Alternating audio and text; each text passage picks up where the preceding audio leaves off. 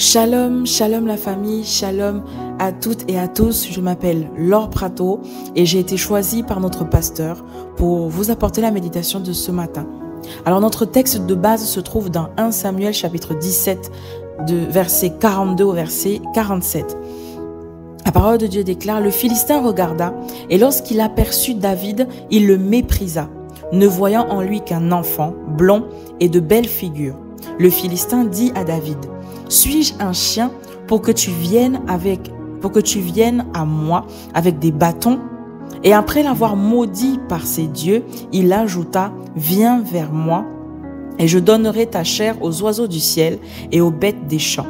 David dit aux Philistins: tu marches contre moi avec l'épée, la lance et le javelot, et moi, je marche contre toi au nom de l'Éternel des armées, du Dieu de l'armée d'Israël, que tu as insulté. Aujourd'hui, l'Éternel te livrera entre mes mains, je t'abattrai et je couperai la tête. Je donnerai les cadavres du camp des Philistins aux oiseaux du ciel et aux animaux de la terre. Et toute la terre saura qu'Israël a un Dieu. Et toute cette multitude saura que ce n'est ni par l'épée ni par la lance que l'Éternel sauve. Car la victoire appartient à l'Éternel et il vous livre entre nos mains. Alléluia, merci Seigneur pour sa parole vraiment. Il nous permet de comprendre à travers ce passage, on connaît un peu l'histoire de David et Goliath. Et là, c'est David qui se retrouve sur le champ de bataille et il est confronté à Goliath. Et Goliath en fait se met à l'insulter, à le minimiser, à complètement le rabaisser. Mais David va faire quelque chose vraiment pour lequel nous devons prendre exemple. David va dire à Goliath: oui, peut-être que tu es plus grand que moi. Peut-être que du coup, tu viens, tu es intimidant, tu viens, tu es confiant parce que tu as toute une armée derrière toi. Mais moi, je ne viens pas contre toi avec mon nom. Je ne viens pas contre toi. Je ne viens pas contre toi avec toutes ces choses matérielles. Je ne viens pas contre toi avec l'épée, avec le javelot, avec la lance, mais je viens contre toi au nom de l'Éternel des armées. Au nom de l'Éternel des armées, Et à ce moment-là, David commence à proclamer la parole de Dieu. Il commence en quelque sorte à prophétiser, à relâcher des paroles prophétiques en disant: je ne viens pas contre toi avec tout ce qui est humain. Je ne viens pas contre toi avec tout ce qui peut être charnel, mais je viens contre toi au nom de l'Éternel des armées. Aujourd'hui, je donnerai le cadavre du camp des Philistins aux oiseaux du ciel et aux animaux de la terre, et toute la terre saura que Israël a un Dieu. Donc, juste par cette attitude, David avait déjà créé la sentence de Goliath. David avait déjà créé en fait la fin de Goliath, juste par les paroles qu'il avait proclamées, juste par les paroles qu'il avait prononcées. Aujourd'hui, bien-aimés, tu peux être confronté à une situation, bref, aux montagnes, aux challenges, aux tempêtes de la vie. Mais il faut que tu comprennes, il faut que nous comprenions, nous sommes capables de changer les circonstances de notre vie juste à travers la parole que Dieu a mise sur notre bouche. Nous avons aujourd'hui reçu quelque chose de magnifique, de particulier. C'est la parole que Dieu a mise sur nos bouches. Cette parole prophétique, du coup, parce qu'elle vient de Dieu, attend juste qu'on ouvre la bouche, qu'on la relâche pour qu'elle crée, pour qu'elle engendre, pour qu'elle donne naissance à quelque chose. David pouvait se trouver en infériorité devant Goliath, mais il dit: je ne viens pas contre toi avec des éléments humains, je ne viens pas contre toi avec des éléments charnels, je ne viens pas contre toi avec tout ce qui est matériel, je viens contre toi au nom de mon Dieu, je viens contre toi au nom de l'Éternel des armées. Et ensuite il proclame, il fait des proclamations, il annonce à Goliath ce qui l'attend. Il annonce à Goliath ce qu'il attend. Il en est de même pour nous qui sommes là, qui sommes dans la parole, qui sommes enfants de Dieu, qui marchons à la lumière de la parole de Dieu. Lorsqu'une situation vient dans ta vie, tu as la responsabilité de parler à la situation et de véritablement proclamer ce que Dieu dit par rapport à cette situation. Jésus, par exemple, prit la parole et il dit ayez foi en Dieu. Je vous le dis en vérité, si quelqu'un dit à cette montagne, ôte-toi de là, jette-toi dans la mer, et s'il ne doute point en son cœur, mais qu'il croit, ce qu'il dit arrive. il le verra s'accomplir. Ça veut dire que à ce moment-là, Jésus en fait nous fait comprendre que peu importe la montagne qui est devant toi, peu importe le challenge qui est devant toi, peu importe les tempêtes devant toi, il suffit que tu ouvres la bouche, que tu parles à la montagne. Que tu parles à la montagne. Non pas bien aimé que tu parles de la montagne. Souvent, ce qu'on a tendance à faire, c'est parler de nos problèmes, parler de nos challenges, parler de nos difficultés. On doit parler à la situation. On doit lui rappeler qu'en fait, finalement, on a tout en nous. Tout a déjà été positionné en nous. On a la parole, on a l'Esprit de Dieu en nous. Maintenant, tu parles à la situation et tu lui rappelles qu'elle n'a pas le pouvoir sur toi. Tu parles à la situation par laquelle tu traverses aujourd'hui et tu lui rappelles qu'en fait, tu as déjà la victoire en Jésus. Nous sommes et nous devons être acteurs de notre propre vie à travers la proclamation de la parole de Dieu. Dieu a mis ses paroles sur nos bouches. Il a mis sa parole sur nos bouches. Et en fait, c'est à nous maintenant de proclamer la parole de Dieu. C'est à nous de la proclamer. Nous sommes les prophètes de notre propre vie. Nous sommes les prophètes de notre propre vie. On ne doit pas être inactif, on ne doit pas être passif ou bien en train comme d'observer un peu ce que l'ennemi fait de nous. Au contraire, on doit parler à la situation pour changer le cours des choses. Pour changer le cours des choses. Tout comme David se tenait là et peut-être qu'il était sûrement... Goliath faisait 2 mètres de long, plus de 2 mètres. Et il pouvait juste être là en train de dire, je ne regarde pas à tout ce qui peut me déstabiliser. Je ne regarde pas à tout ce qui peut m'inquiéter. Je ne regarde pas à tout ce qui peut faire naître en moi une sorte de peur. Mais je me base sur la parole de Dieu. C'est la parole de Dieu, cette parole-là prophétique qui est sûre pour moi, qui est garant pour moi. Donc lorsque David se tenait devant Goliath, il a tout simplement relâché la vie de la parole de Dieu. Il a relâché la parole de Dieu qui a créé, qui a engendré dans le monde spirituel et qui lui a donné la victoire. On connaît comment est-ce que finalement Goliath a terminé, mais tout simplement parce que David avait proclamé la parole de Dieu. David avait annoncé une parole prophétique qui ne venait pas de lui, mais qui venait de Dieu. Il a annoncé à sa situation, à son problème, à Goliath qui était devant lui, sa fin. Donc Goliath ne pouvait... n'avait pas d'autre issue, n'avait pas d'autre fin que ce que David lui avait annoncé. Parce que David savait ce qu'il avait, quel pouvoir il avait en sa possession. La parole de Dieu. La parole de Dieu. Donc, nous devons véritablement comprendre en fait que Dieu a mis sur nos bouches sa parole. Et comme Jésus a pu dire, mon Père agit, moi aussi j'agis. Mon Père agit, moi aussi j'agis. Ça veut dire que tout a été créé par la parole. Lorsqu'au commencement dans Genèse chapitre 1, on le voit, Dieu parle, il engendre par la parole. La parole de Dieu dit que Dieu dit et la chose arrive. Il ordonne et elle existe. Donc, en voyant comment est-ce que Dieu a fait les choses, nous avons également, nous, la capacité, la possibilité de faire comme il l'a fait. Nous sommes à son image, à sa ressemblance. Ça veut dire qu'il a engendré par la parole. Nous également, nous avons cette capacité-là, ce pouvoir-là d'engendrer, de créer par la parole. On ne peut pas se laisser submerger par les situations. On ne peut pas se laisser comme une sorte d'impuissance devant les situations. Mais on parle et la chose arrive. On ordonne et elle existe. Cette puissance créatrice qu'on voit dans Genèse chapitre 1, avec laquelle Dieu a créé le monde, est en nous par l'Esprit de Dieu. Par la présence de l'Esprit vie, nous avons la possibilité également de parler et de créer, de parler et d'engendrer dans le monde spirituel. La parole qui est esprit et vie est sur nos bouches pour ordonner le cours de notre vie et créer l'avenir dont nous avons besoin. Ça veut dire qu'au lieu de subir une vie, au lieu de subir notre vie de tous les jours, nous avons la responsabilité de parler. Alors qu'on prend conscience qu'à l'intérieur de nous, il y a l'esprit vie, on parle et on donne une nouvelle orientation à notre vie. Nous créons ce que nous voulons voir, nous appelons à l'existence ce que nous voulons être, ce que nous voulons voir dans nos vies. Nous le faisons avec assurance et confiance. Parce que nous annonçons la parole de Dieu, la parole qui est vérité pour nos vies. Ça veut dire que la parole la plus sûre, c'est celle qui provient de la parole de Dieu. On ne vient pas raconter, on ne vient pas au nom d'une quelconque personne. On vient au nom de Dieu. On vient au nom de Jésus, le nom qui nous a été donné au-dessus de tous les noms. Lorsque tu annonces la parole avec assurance et confiance, tu dois prendre conscience, bien-aimé, que ce n'est pas toi qui parles.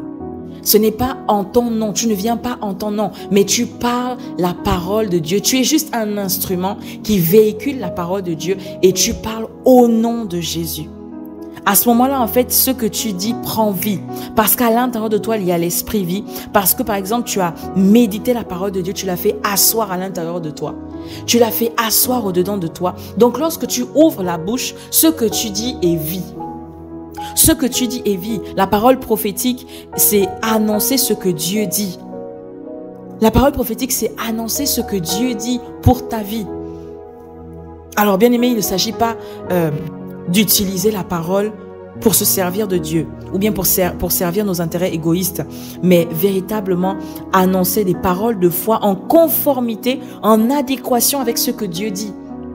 Il faut vraiment en fait qu'on comprenne cela. On ne vient pas utiliser Dieu. On ne vient pas prendre, déposséder la parole de Dieu pour l'utiliser à notre manière. À ce moment-là, ça ne va pas fonctionner. On prend la parole de Dieu, on l'utilise pour accomplir ce que Dieu a dit déjà dans sa parole nous concernant. Donc, véritablement, nous devons comprendre en fait que tant que la pensée et le plan de Dieu ne sont pas pris en compte, dans les proclamations que nous faisons, les paroles que nous proclamons ne peuvent pas s'accomplir. Elles ne peuvent pas changer le cours de notre vie. Parce qu'en fait, on est complètement à côté, on est en marge. Mais lorsqu'on prend en compte la pensée de Dieu et le plan de Dieu pour notre vie, ce qu'on dit est vie. Ce qu'on dit est vie. Ça veut dire qu'à partir du moment où on puise les paroles qu'on proclame dans la parole de Dieu, ce qu'on relâche est parole vivante de Dieu. La parole de Dieu dit, en priant, ne multipliez pas de vaines paroles, comme les païens qui s'imaginent qu'à force de paroles, ils seront exaucés. Ce que nous devons faire, c'est comprendre que ce n'est pas en multipliant de vaines paroles, de longues paroles, que nous allons être exaucés. Mais c'est en puisant nos paroles dans la parole de Dieu. C'est en puisant ce que nous disons dans la parole de Dieu que nous allons véritablement donner vie à ce que nous disons. Donc, qu'est-ce que la parole dit? Donc, situation et proclamation de foi. En fait, il est vraiment question de puiser la solution dans la parole. Ça veut dire qu'il fera en fonction de ce qu'il aura entendu de toi. Mais lui, il veille sur sa parole pour l'accomplir. Donc, tu ne peux pas chercher solution dans une autre chose. Tu ne peux pas chercher solution ailleurs que dans sa parole. Tu ne peux pas chercher la solution ailleurs que dans sa parole.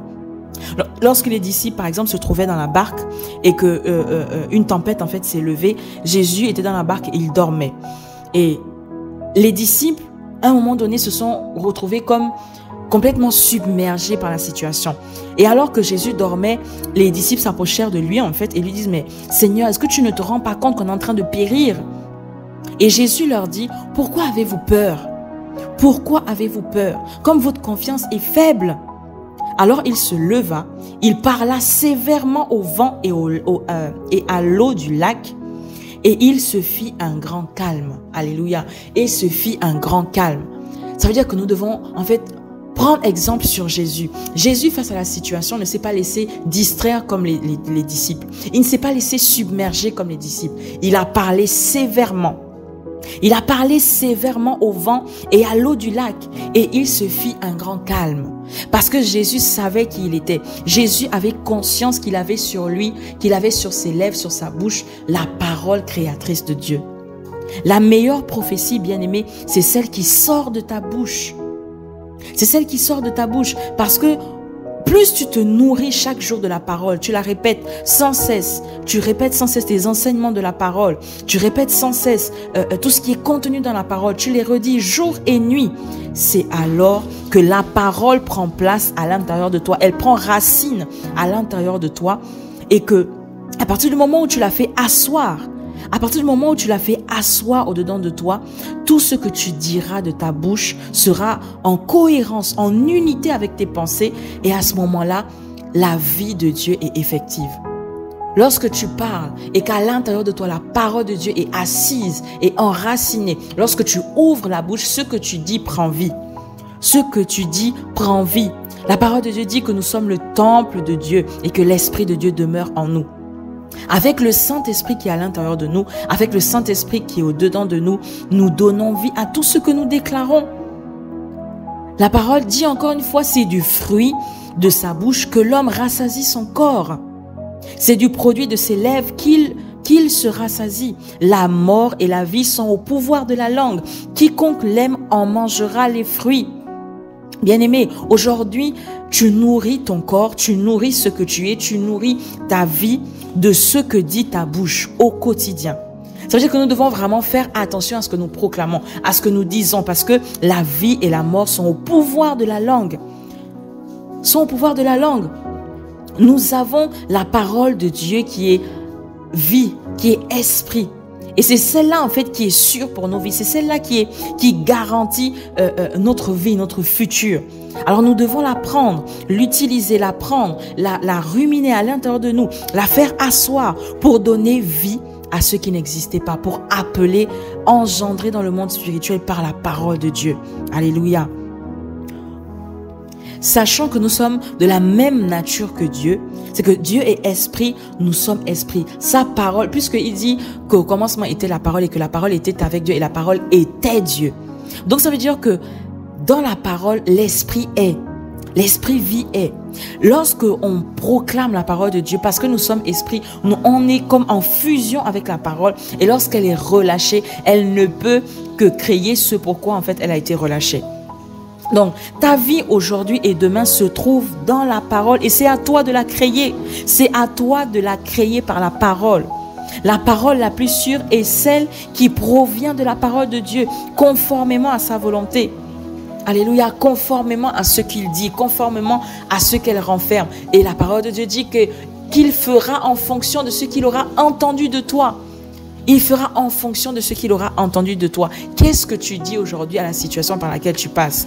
Qu'est-ce que tu dis? Est-ce que tu laisses la peur t'envahir? Est-ce que tu laisses... Parce que David aurait pu avoir peur, mais il dit ne t'inquiète pas. Maintenant, aujourd'hui même, je donnerai ta chair aux oiseaux du ciel.